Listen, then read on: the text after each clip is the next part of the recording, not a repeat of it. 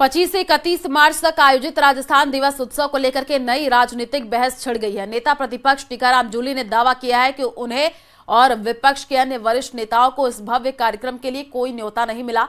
टीकाराम जूली ने कहा कि ये लोकतांत्रिक परंपराओं के खिलाफ है कि राज्य स्तरीय कार्यक्रमों में विपक्ष को बाहर रखा जा रहा है।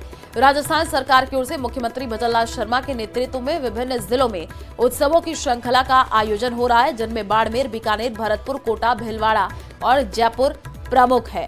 जयपुर में 30 मार्च को राज्य स्तरीय कार्यक्रम रखा गया है, जिसमें सांस्कृतिक प्रस्तुतियों के साथ सरकार की विभिन्न योजनाओं की घोषणाएं और निवेश समझौते के क्रियान्वयन की रूपरेखा रखी जाएगी। देखिए, अभी तक कोई इनविटेशन नहीं है। अभी मुख्यमंत्री जी अंदर मिले थे सदन के अंदर, उन्होंने जरूर एक मिल गए तो एक कह दिया कि भाई आप लोग कार्यक्रमों में शामिल हो।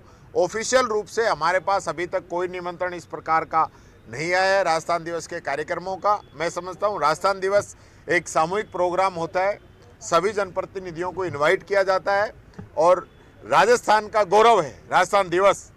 लेकिन अब की बार ये राजस्थान दिवस को भी चेंज करना चाह रहे हैं। इसको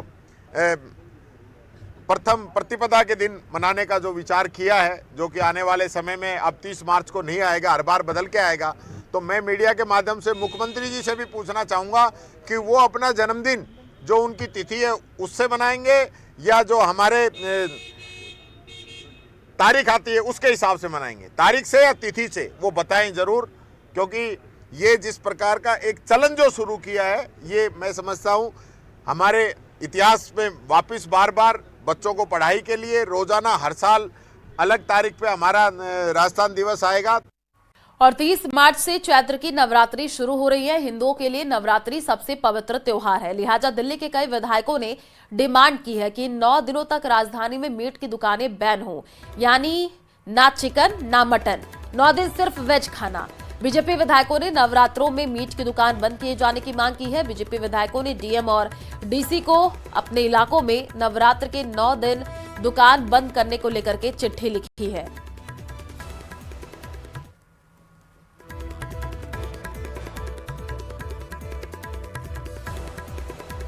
देखिए, तस्वीरें भी सामने आई हैं जिसमें अब जो है कहा यह जा रहा है कि मांस मछली की दुकानों पर बैन लगे। बीजेपी की तरफ से कहा जा रहा है, दिल्ली के बीजेपी विधायकों की ये सख्त मांग है।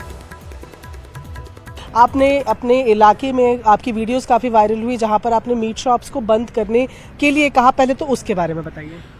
बिल्कुल, मैं मंगलवार को मैं मंदिर को विजिट कर रहा था, तो मंदिरों के विजिट में मैंने देखा कि ठीक मंगलवार को मंदिर के आगे मीट शॉप खुली हुई है। अभी पिछले कुछ दिनों की बात है, तो मैंने सारे मीट व्यापारियों को बुलाया। मैंने बोला भाई कम से कम मंदिर के आगे तो बंद करिए आप। पहली बार तो पूरे मंगलवार को पूरी विधानसभा बंद करिए। अगर पूरे में बंद नहीं कर सकते तो आप मंदिर के आगे बंद करिए। और उसका ये हुआ सर कि पूरी पचपड़गंज में मंगलवार को दुकानें बंद होने लगी मीट की। ठीक है, और अब आप कह रहे हैं कि नवरात्रों में भी कराएंगे? आस्था का पर्व है, साल में 2 बार आता है, हमारी देवी का पर्व है और हम सनातनी हैं। 27 साल बाद सरकार सनातनी की आई है। अगर हमारे मंदिरों के आगे मांस की दुकानें खुलेंगी तो हमें सनातन होने में कैसा गर्व होगा। हमें सनातनी लोग हैं, हम चाहेंगे कि मांस की दुकान बंद हो, क्योंकि कहीं ना कहीं धर्म आस्था पर ठेस पहुंचती है, लोगों की जन भावनाओं में ठेस पहुंचती है। जब वो मंदिर जाते हैं, सामने अगर मांस की दुकान खुली मिलती है तो लोगों को खासी दिक्कत लगती है। मुझे लगता है कि उनकी जन भावनाओं को कदर करने के लिए हमने मुहिम छेड़ी है कि हम नवरात्रों में दुकान बंद करवाएंगे। आपकी विधानसभा में बाकी भी तो धर्म के लोग रहते हैं और 30 से अगर नवरात्र है तो 30 से 31 को ईद भी आनी है, तो आपको नहीं लगता कि दूसरे धर्मों के लिए या दूसरे वर्गों के लिए ये फैसला आपका थोड़ा अनुचित नहीं? ईद हम ईद में कैसे रोक रहे हैं? मीठी ईद है, खाइए ना, समझिए आप। जरूरी है बकरा काट के ईद बनेगी? भैया आज बकरा ईद तो अलग आती है इनकी।